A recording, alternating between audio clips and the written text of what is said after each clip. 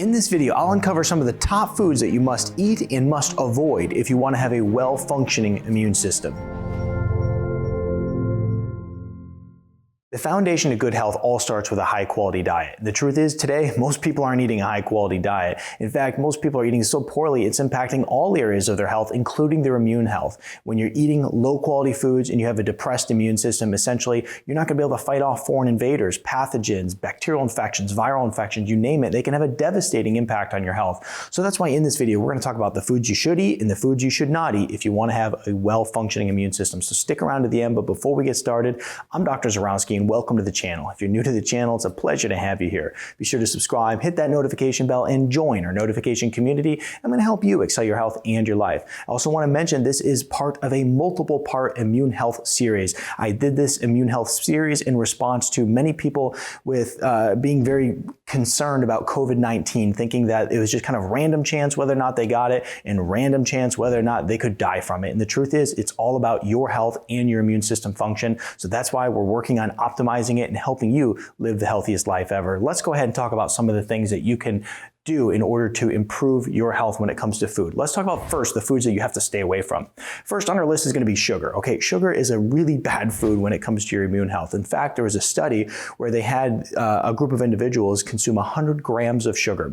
And after they consumed 100 grams of sugar, they looked at their immune system, and what they found is that the immune response in order to help fight off bacteria was actually decreased during that time. So if you ate a bunch of sugar and then you were exposed to some sort of virus or bacterial infection, there's a greater chance that you will become infected by it because your immune system's depleted from consuming the sugar, and as a result, it's just not keeping you safe and healthy. So we want to make sure that we're keeping away from the sugar. It's estimated that the average person is consuming about 152 pounds of sugar per year, which is devastating. If we were to look back 40, 50, even 100 years, I mean, people were consuming like 10 pounds of sugar a year. So it's really crazy to think that we're here in society, but we're also in a society that is very sick and obese and insulin resistant and many other things. So we have to make sure that we're being careful about this, and we're taking all the sugar out. I mean, think of sugary sodas, think of all the candy, and even the things that has sugar hidden in it, cereal bars, you name it.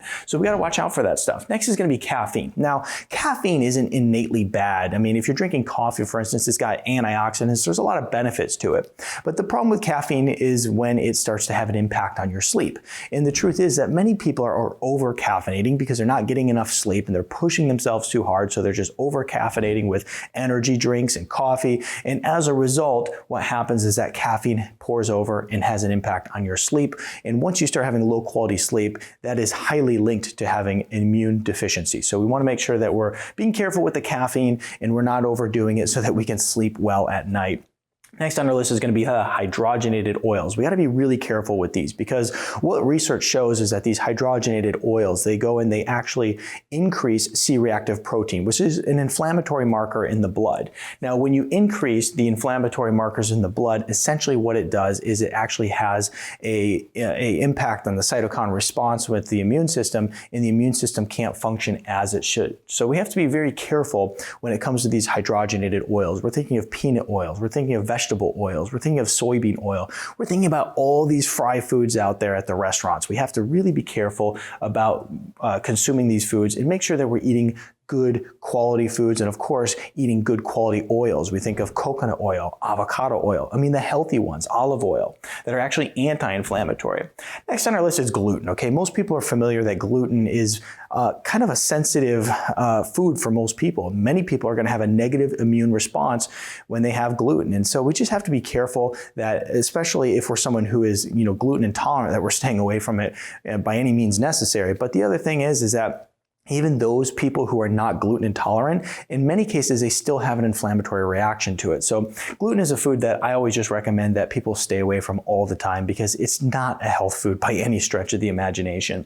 Now, the next on our list is going to be refined carbohydrates. It's estimated that people consume about 133 pounds of flour per year. Okay, when we think of all the different refined carbohydrates out there, we're thinking of the pastas, we're thinking of white bread, we're thinking of, donuts, we're thinking of all these different foods that people are consuming in excess amounts. 133 pounds of flour is a lot of flour. And so we have to make sure that we're avoiding these, and we are consciously trying to make sure that we're implementing a good healthy diet that's rich in leafy green vegetables, rich in foods that actually nourish our body, have lots of nutrients. I mean, there's not a lot of nutrient density in consuming all these refined carbohydrates. Most of them, in fact, have no nutrients at all. And when you're spiking blood sugar and you're increasing your weight and you're just having all these reactions that come as a result of eating refined carbohydrates and sugar and hydrogenated oils and gluten, I mean, essentially your immune system is struggling here. We have to make sure that we watch out for this stuff.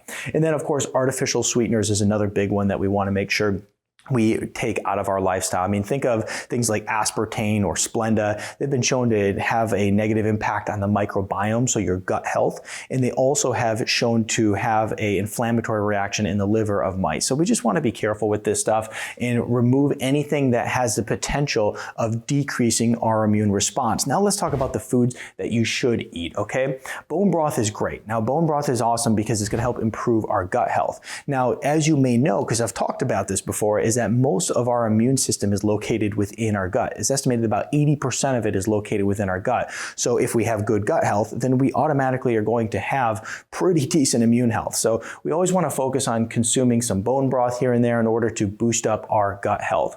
Next on our list is going to be citrus fruits. Now, citrus fruits are great because they are going to have lots of vitamin C in it. Vitamin C is going to help promote the health of your white blood cells and just your overall immune response. Now, citrus fruits that I really like to consume are going to be like lemons, limes, and also grapefruit. You know, those are some of the low glycemic ones that are going to be healthy for you and offer a good dose of vitamin C. Next on our list is going to be garlic. Garlic has a huge, antiviral, anti-infection benefit that it offers. And so consuming garlic, throwing it in with your food, cooking with it, or even taking it in supplement form is a great way to go about fighting off any type of infection. In fact, in this series, if you haven't seen the part where I break down the most popular supplements that you can take, the most scientific-based supplements that you can take to boost your immune system, you're going to want to check that out. I'll go ahead and link that up right here, and then I'll also put it in the description below if you have not seen that yet. Now, probiotic-rich foods are going to be great. We're thinking sauerkraut, we're thinking maybe some pickles, some kimchi, some different dairy like yogurt, cheese, all these different fermented foods that are going to be rich in probiotics. They're also going to support that gut health just like the bone broth does. So these are definitely foods that we want to increase because we want to improve our gut health. Ginger is also great because it's anti-inflammatory and it has lots of good immune benefits as well. Broccoli is great because it's going to be a food that is, it's considered a superfood. It's rich in antioxidants, vitamin A, C, E, lots of different nutrients found in broccoli. And the same goes for a lot of your cruciferous vegetables. I mean, eating a good amount of kale is even good because you have so many different nutrients that you're going to get from it. Eating these nutrient-dense veggies is going to be such a powerful way to improve your immune health. And then red meat. Why red meat, some people ask? Well, red meat actually has lots of zinc in it. And once again, referring back to that video that I talk about all the scientific-based nutrients you can take in order to boost your immune system, zinc's one of them. And zinc is high up on that list. And red meat's going to have a lot of zinc in it. A lot of shellfish will also be rich in zinc, so you can consider that as well. So here's some of the foods right here that you must avoid if you want to improve your immune health. And here's some of the foods right here that you should increase if you want to improve your immune health, because it is your immune system that will protect you from all the different foreign invaders, the pathogens, the viruses, the influenza, all that stuff. Your immune system is incredibly powerful. It's your innate ability to actually fight these things off and express health.